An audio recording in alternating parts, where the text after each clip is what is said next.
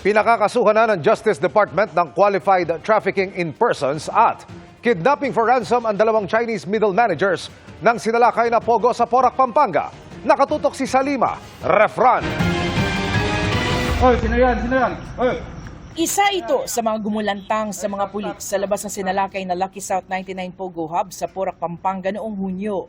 Ang lalaking nakaposa sa bed frame, puno ng pasa at iba pang mga sugat sa katawan nang humingi ng tulong noon.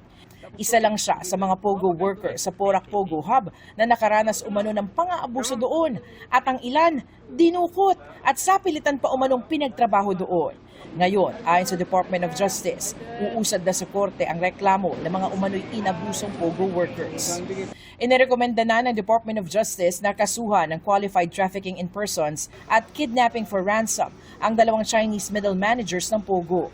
Sa resolusyon ng prosecutors, nakitang naabot ang mga elemento sa dalawang krimen.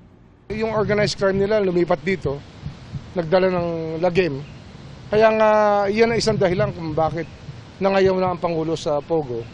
Kasi kasama na yung social ills tsaka itong criminal itong criminal aspect na hindi talaga katanggap-tanggap sa atin.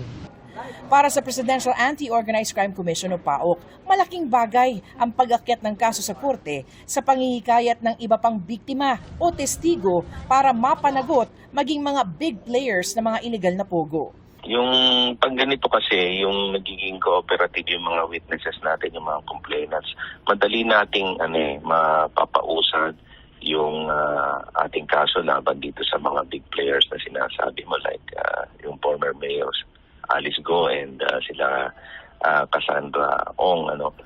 Sila kasi yung mga malaking pangalan na nababanggit dito. Nasa kustodiya ng PAOK ang dalawang akusado. Nahaharap rin sila sa mga kaso sa Bureau of Immigration. Para sa GMA Integrated News, Salima Refran, nakatutok 24 oras.